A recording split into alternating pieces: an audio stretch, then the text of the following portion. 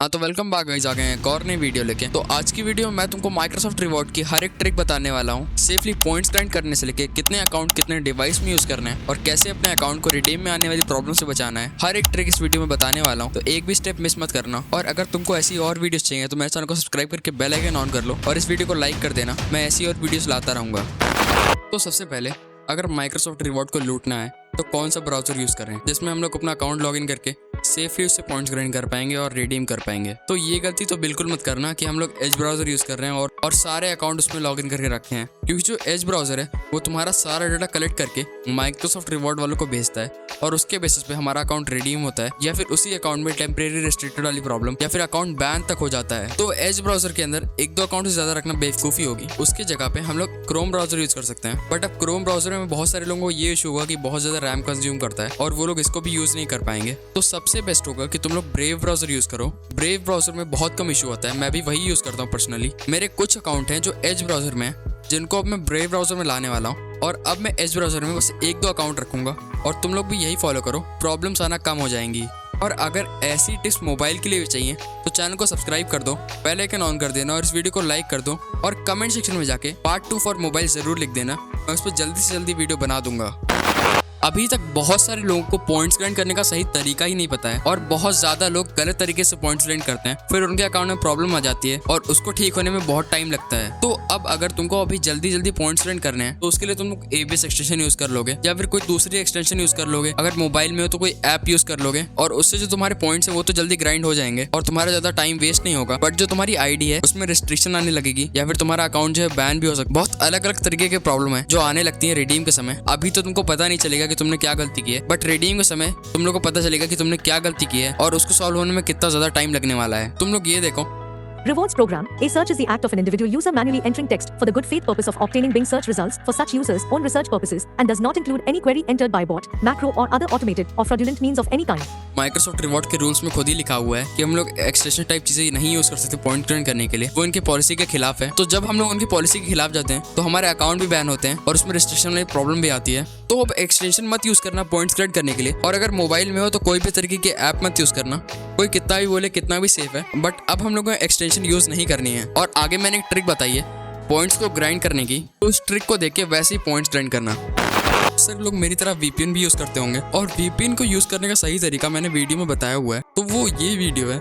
अगर नहीं देखी अभी तक तो जाके देख लो और वीपीएन से डबल ट्रिपल पॉइंट्स ग्राइंड कर पाओगे। तो जब हम लोग वीपीएन यूज करने जाते हैं तो उस टाइम को नोट कर लो और सारे अकाउंट में एक साथ वीपीएन मत यूज करना, अलग अलग टाइम पे वीपीएन यूज करना और अगले दिन जो तुमने टाइम नोट किया था उसी एग्जैक्ट टाइम पे तुमको फिर से पॉइंट ग्राइंड करना है। थोड़ा बहुत ऊपर नीचे चलता है बट बहुत ज्यादा टाइम का इश्यू ना हो, वरना फिर तुम्हारे में जो लॉक वाली प्रॉब्लम आती है वो आने लगती है और फिर तुम वीपीएन से पॉइंट ग्राइंड नहीं कर पाओगे। कुछ दिनों के लिए तुम्हारा जो सर्वर है वो लॉक हो जाएगा और वीपीएन से पॉइंट ग्राइंड करने में दिक्कत आएगी और इंडियन सर्वर में पॉइंट ग्राइंड करने में भी प्रॉब्लम आने लगेगी। और पांडा से कैसे बचना है वो मैंने आगे वीडियो में बताया, तो उस पार्ट को भी मिस मत करना।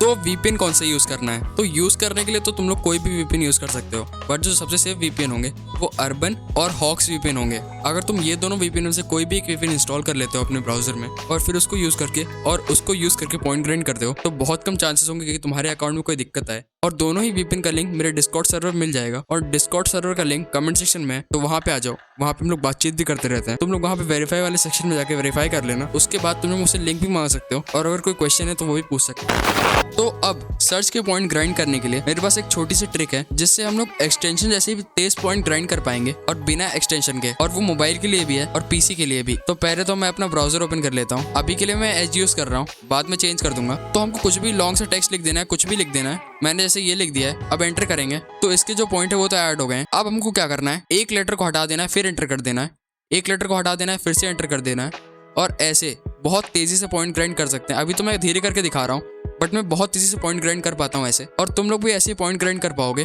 और इससे हम लोग मोबाइल और पीसी दोनों के पॉइंट जल्दी जल्दी ग्राइंड कर पाएंगे। और अगर मुझे इससे भी कोई अच्छी ट्रिक मिलती है तो वो भी मेरे चैनल में मिल जाएगी। चैनल को सब्सक्राइब करके बेल आइकन ऑन कर लो और इस वीडियो को लाइक कर देना। मैं और नई ट्रिक ढूंढूंगा।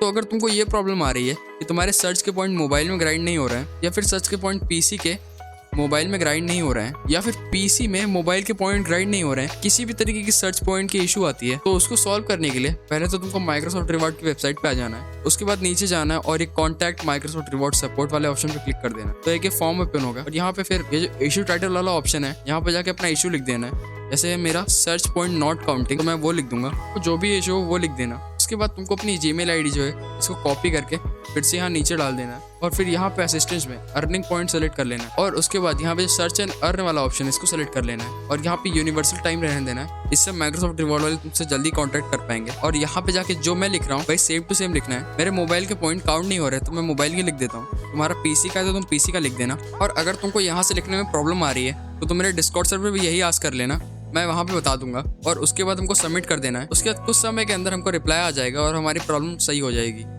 पांडा प्रॉब्लम से कैसे बचना है? तो जो पांडा प्रॉब्लम है वो तब आती है जब हम लोग वीपीएन यूज करते हैं और उसे पॉइंट ग्राइंड करते हैं तो हमारे जो इंडियन सर्वर है उसमें हम लोग रिडीम नहीं लगा पाते हैं। तो उससे बचने के लिए तुम लोग दो काम कर सकते हो, या तो पहले इंडियन सर्वर में पॉइंट ग्राइंड कर लो फिर वीपीएन में करो, या फिर पहले वीपीएन में ग्राइंड कर लो फिर इंडियन में करो। तो अगर जैसे तुमने 4500 पॉइंट इंडियन सर्वर में ग्राइंड कर लिए हैं उसके बाद तुम लोग वीपीएन में पॉइंट ग्राइंड कर सकते हो। बट इंडियन सर्वर में 1-2 पॉइंट हमेशा ज्यादा रखना, जितने तुम लोग वीपीएन में ग्राइंड करोगे उससे, तो तुमको उसको काउंट करना पड़ेगा और उससे तुम्हारे अकाउंट में प्रॉब्लम नहीं आएगी। तो पहले तुम लोग 4500 पॉइंट इंडियन सर्वर में ग्राइंड कर लेना या फिर कुछ ज्यादा पॉइंट ग्राइंड कर लेना और उसके बाद वीपीएन में ग्राइंड करना थोड़े कम पॉइंट जितने तुमने इंडियन से ग्राइंड किए हैं। तो जिस सर्वर में तुमने कम पॉइंट ग्राइंड किए होंगे दूसरे सर्वर से, उस सर्वर में पांडा प्रॉब्लम आ जाएगी और इंडियन सर्वर में पांडा प्रॉब्लम नहीं आएगी और तुम लोग बढ़िया इंडियन सर्वर में रिडीम लगा पाओगे। टेम्परेरी रेस्ट्रिक्शन से कैसे बचना है? तो जो ये पॉलिसी है ये माइक्रोसॉफ्ट रिवॉर्ड की खुद की पॉलिसी है और उनकी पॉलिसी में खुद से लिखा हुआ है कि हम लोग जो सर्च के पॉइंट है अगर कोई बॉट, एक्सटेंशन या फिर किसी ऐप से ग्राइंड करते हैं, जैसा कि मैंने पहले बताया, तो हमारी आईडी में प्रॉब्लम आएगी, रेस्ट्रिक्शन वाली प्रॉब्लम आ जाएगी और फिर हम लोग रिवॉर्ड रिडीम नहीं लगा पाएंगे। तो इससे बचने का बस एक ही सोल्यूशन है कि हम लोग कोई भी एक्सटेंशन या फिर कोई भी ऐप अगर मोबाइल में यूज कर रहे हैं पॉइंट ग्राइंड करने के लिए तो ना करें। और जो मैंने ट्रिक बताई है उसको यूज करके पॉइंट ग्राइंड करोगे तो तुम्हारे अकाउंट में कोई इशू नहीं आएगा। मैं भी वैसे ही करता हूँ और मैंने बहुत बार रिडीम लगाया है और मेरे अकाउंट में अब कोई भी प्रॉब्लम नहीं आती है। अकाउंट को सस्पेंड होने से कैसे बचाएं? तो जो ये प्रॉब्लम है ये बहुत कम लोगों को आती है, बट वो जब आती है तो एक्सटेंशन यूज़ करने की वजह से या फिर बहुत ज़्यादा अकाउंट यूज़ करने की वजह से ही आती है। और भी 1-2 कारण हैं जो मैंने आगे बताए हुए हैं, तो अगर तुम उनको देख लेते हो तुम्हारे अकाउंट में कभी भी सस्पेंडेड अकाउंट वाली प्रॉब्लम नहीं आएगी। तो अब हमें एक्सटेंशन नहीं यूज़ करनी है और आगे वीडियो में मैंने जितने आईडी एक डिवाइस में यूज़ करने का बताया है उतनी आईडी यूज़ करोगे तो तुम्हारी आईडी में भी प्रॉब्लम नहीं आएगी और तुम्हारा जो अकाउंट है वो कभी सस्पेंड नहीं होगा। रिडीम करने से पहले एक चीज़ याद रखना, तुमने जिस भी सिम पे पॉइंट ग्राइंड किए हैं या फिर जिस भी इंटरनेट कनेक्शन में पॉइंट ग्राइंड किए हैं वो तुमको चेंज करना होगा और तुमको अपनी लोकेशन भी चेंज करनी पड़ेगी। थोड़ी बहुत लोकेशन चेंज कर लेना या फिर वीपीएन लगा लेना इंडियन सर्वर का। और कौन सा वीपीएन यूज़ करना है वो मैंने अपने डिस्कॉर्ड सर्वर बताया है, तो वहाँ पे आके देख सकते हो। तो उससे तुमको लोकेशन की प्रॉब्लम आती है, तुम्हारा कंटिन्यू बटन नहीं दबता है, तुम्हारा जो वेरीफाई वाला ऑप्शन है वो वेरीफाई नहीं होता है, ओटीपी नहीं आती है, ये सब प्रॉब्लम आने के चांसेस बहुत ज़्यादा कम हो जाएंगे।